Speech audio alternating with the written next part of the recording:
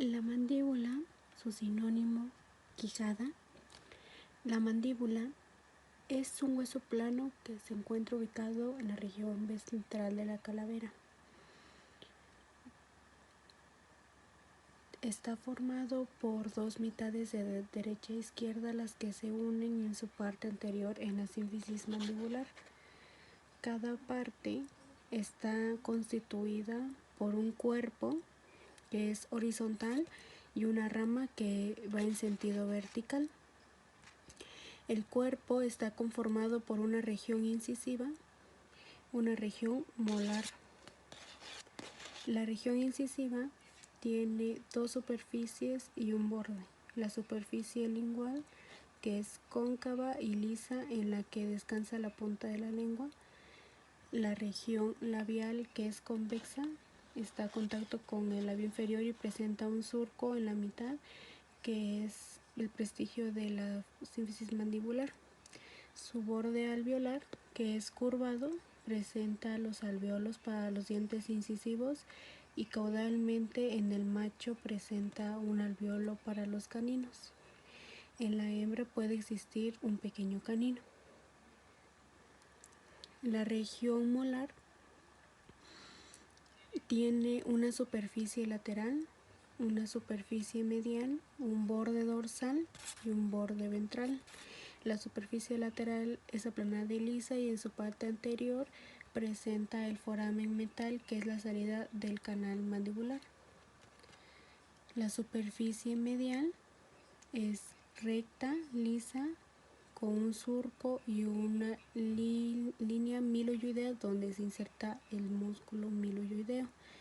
Su borde dorsal en su borde anterior es delgado y forma el espacio interalveolar con la región incisiva. Caudalmente se hace grueso y presenta los alveolos para los premolares y molares. Su borde ventral es grueso y redondeado en animales jóvenes. Se hace delgado y cortante en animales adultos. Caudalmente presenta una escotadura por donde pasan los vasos faciales y el conducto parótido. La rama tiene una superficie lateral, una superficie medial, un ángulo ventral y un ángulo dorsal. La superficie lateral es convexa con líneas rugosas donde se inserta el músculo macetero. La superficie medial es cóncava donde se inserta el músculo pterigoideo medio en la fosa pterigoidea, y en la parte dorsal el músculo pterigoideo lateral. En ella se encuentra el foramen mandibular, que es la entrada del canal mandibular. El canal mandibular va entre el cuerpo de la mandíbula y termina en el foramen metal. Su ángulo ventral es grueso y rugoso para inserción de músculo. El ángulo dorsal está conformado por la apófisis coronoides, la que se dirige dorsocaudalmente, y en ella se inserta el músculo temporal. La apófisis articular, que presenta una cabeza alargada que articula con la porción escamosa del hueso temporal. Ella está unida por el cuello de la mandíbula y separada de la apófisis coronoides por la escotadura mandibular. En el caso de los cerdos, el ángulo diverge más que los equinos. La superficie labial presenta los forámenes mentales, laterales. La parte molar es gruesa, la superficie lateral es convexa. Dorsoventralmente el borde alveolar es delgado y las ramas son verticales. La superficie es lateral plana y la medial es aplanada. La escápula es un hueso plano que se encuentra ubicado en la región de la espalda. Tiene forma triangular y para su estudio presenta una superficie lateral, una superficie medial, un borde craneal un borde dorsal y un borde caudal, un ángulo craneal, un ángulo caudal y un ángulo ventral o glenoideo. La superficie lateral se encuentra dividida por la espina de la escápula en una fosa supraespinosa y una infraespinosa. La espina se inicia en el borde dorsal y termina en el cuello de la escápula. En su parte dorsal presenta la tuberosidad de la espina de la escápula donde se inserta el músculo trapecio. La fosa supraespinosa es más pequeña y en su parte ventral presenta unos surcos vasculares. La fosa infraespinosa es más grande, aloja el músculo infraespinoso y en su parte ventral presenta unas líneas rugosas para inserción muscular, el foramen nutricio y unos surcos vasculares. La superficie medial o costal presenta casi en toda su extensión la fosa subescapular, donde se aloja el músculo subescapular. En la parte dorsal presenta dos caras rugosas triangulares, que son las caras serratas, donde se origina el músculo serrato ventral. Y en su parte ventral presenta líneas para inserción muscular y unos surcos vasculares. El borde craneal es un borde delgado, rugoso, convexo en su parte dorsal y cóncavo en su parte ventral. El borde dorsal es un borde recto, rugoso, irregular, en donde se va a insertar el cartílago de la escápula. El borde caudal es un borde más grueso, liso y cóncavo en su extensión. El ángulo craneal es un ángulo rugoso casi recto que está uniendo el borde dorsal con el borde craneal. El ángulo caudal es más redondeado, más grueso y une el borde dorsal con el borde caudal. El ángulo ventral o glenoideo se encuentra unido por el cuello de la escápula y en él encontramos la cavidad glenoidea de la escápula que va a articular con la cabeza del húmero formando la articulación del hombro. En su borde presenta la escotadura glenoidea. Hacia su parte craneal está la tuberosidad subglenoidea donde se origina el músculo bíceps-braquial y en su cara medial presenta la apófisis coracoides donde se origina el músculo coracobraquial. En su parte laterocaudal presenta la tuberosidad glenoidea donde se origina el músculo menor. En los caninos es alargada, estrecha, la apófisis espinosa divide la superficie lateral en dos fosas casi iguales. Su borde es grueso y rugoso dorsalmente y delgado ventralmente. Presenta la apófisis acromion. La fosa subescapular es profunda, las facies serratas es grande y cuadrilateral. El borde craneal es delgado y convexo. El borde caudal es recto y grueso. El borde dorsal es convexo y rugoso y el ángulo craneal es redondeado. El ángulo glenoideo es grueso. Las vértebras sacras son 5 en el equino que se funcionan y forman el hueso sacro. El sacro forma el techo de la cavidad pelviana con el coxal. Tiene forma piramidal y consta de una base, un vértice, una superficie dorsal, una superficie ventral o pélvica y dos bordes. En la superficie dorsal, hacia el centro, están las apófisis espinosas de sacras. Al lado de cada una está un surco en el que se encuentran 4 forámenes sacrodorsales a cada lado por donde pasan las ramas dorsales de los nervios espinales sacros. La superficie ventral es cóncava. En ella se observan las líneas de unión entre las vértebras sacras y a cada lado presenta 4 forámenes sacroventrales por donde pasan las ramas ventrales de los nervios sacros. La base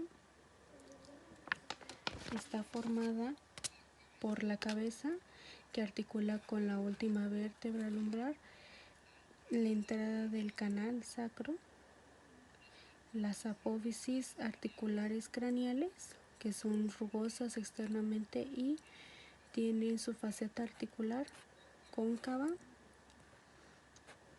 medialmente.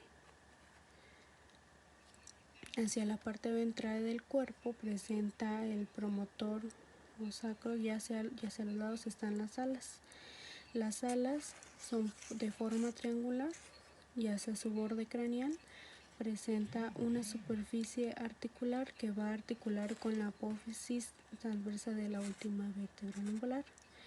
Hacia su parte caudal tiene una zona rugosa articular, la zona auricular, que va a articular con las alas del líneo, y su superficie ventral es lisa y convexa. Los bordes son gruesos, rugosos, constituidos por la unión de las apófisis articulares, y el vértice se observa la cavidad cotiloidea de la última vértebra sacra y la salida del canal sacro.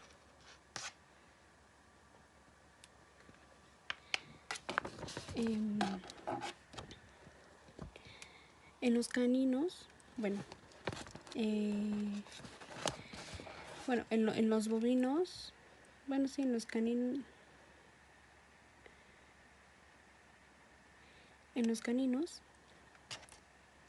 en los bovinos es más largo, la apófisis espinosa forman la cresta sacra media, los forámenes sacroventrales son grandes, las alas están curvadas craneal y ventralmente. El húmero es un hueso largo que se encuentra en la región del brazo. En su extremo proximal articula con la escápula formando la articulación del hombro, y distalmente articula con el radiocúbito formando la articulación del codo. Presenta un cuerpo o oriáfisis y 2 extremos o epífisis. El cuerpo es cilíndrico y para su estudio presenta 4 superficies: una superficie craneal, una superficie medial, una superficie caudal y una superficie lateral. La superficie craneal es triangular y plana. En su parte proximal, teniendo hacia su extremo lateral un borde que forma la cresta del húmero, y en ella encontramos la tuberosidad deltoidea donde se inserta el músculo deltoides. Distalmente se hace convexa y rugosa. La superficie medial es recta, redondeada y lisa. En su parte proximal presenta la tuberosidad redonda mayor donde se inserta el músculo redondo mayor y gran dorsal. Y en su parte distal presenta el foramen nutricio. La superficie caudal es recta, redondeada y lisa. La superficie lateral es lisa y retorcida en espiral, formando el surco con músculo o músculo braquial. En ella se aloja el músculo braquial. En su parte proximal presenta la línea tricipital o línea de insección de la cabeza lateral de braquial, y presenta una pequeña tuberosidad que es la tuberosidad redonda menor, donde se inserta el músculo redondo menor, y una zona rugosa triangular donde se inserta el músculo infraespinoso. El extremo proximal presenta la cabeza en forma de esfera que va a articular con la cavidad glenoidea de la escápula. La cabeza está unida por el cuello, que se ve bien definido, principalmente en su cara caudal. Hacia craneal hay una fosa con numerosos forámenes para el paso de los vasos sanguíneos. Por su parte lateral presenta la tuberosidad lateral o mayor, en donde se inserta el músculo supraespinoso e infraespinoso. En su cara medial presenta la tuberosidad medial o menor, donde se inserta el músculo supraespinoso y ventral ascendente y su escapular. Entre las dos tuberosidades se encuentra el surco intertubular, donde se divide del músculo intermedio. Esa sutura se denomina la correa de la precipital, donde pasa el tendón del bíceps braquial. Su extremo distal o cóndilo está constituido por una tróquea que presenta un surco y una fobia sinovial y un cóndilo lateral. En su parte craneal está la fosa radial o coronoidal. En su parte caudal está la fosa del corgano. Hacia su parte lateral presenta el epicóndilo lateral y la cresta supracondylia lateral, donde se origina el músculo extensor.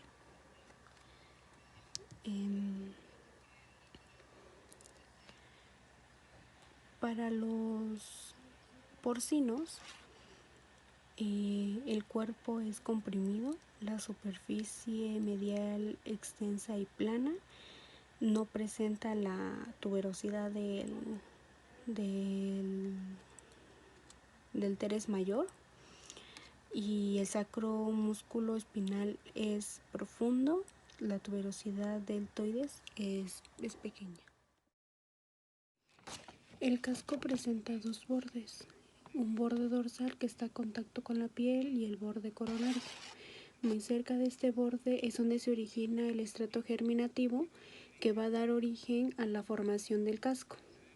Se ha demostrado que la pared del casco termina en formarse en 8 meses. Cuando hay una lesión, hay que esperar 8 meses para que el casco pueda ser llenado nuevamente. Este borde que está en contacto con el suelo es el borde solar. Este es el que está en contacto con el piso. Topográficamente, el casco se divide en una parte craneal bastante gruesa que protege al casco. Se denomina pinza, y en la parte lateral los cuartos, y en la parte más caudal, formando un bulbo, vamos a reconocer el bulbo talón. En la región de la base, las partes más importantes del casco, tenemos el borde grueso que está en contacto con el piso, es el borde basal, y el borde basal hay unas laminillas como unas estrellas que son las laminillas cróneas, y estas laminillas se van a continuar con una línea blanca que está formado por un tejido córneo bastante blando, que en los animales que no beben la suficiente cantidad de agua fácilmente se deshidrata, se seca, y eso es la causante de las lesiones. Detrás de la laminilla se ubica una línea blanca, también se llama la línea alba. Cuando se coloca el herraje, siempre los clavos tienen que estar dirigidos hacia la pared lateral. Nunca deben estar dirigidos o nunca deben de sobrepasar la línea alba, porque puede lesionar la parte interna de la suela y puede lesionar la falange distal. El clavo siempre tiene que estar a la parte lateral, por adelante del lineal. Es una estructura bastante amplia que corresponde a la suela del casco. Tiene un borde central que se relaciona con la ranilla. La ranilla, al igual que las barras, corresponden a la continuación del borde basal y forman el aparato del amortiguamiento. Una vez que el animal pisa, la ranilla se abre y ejerce presión sobre la barra.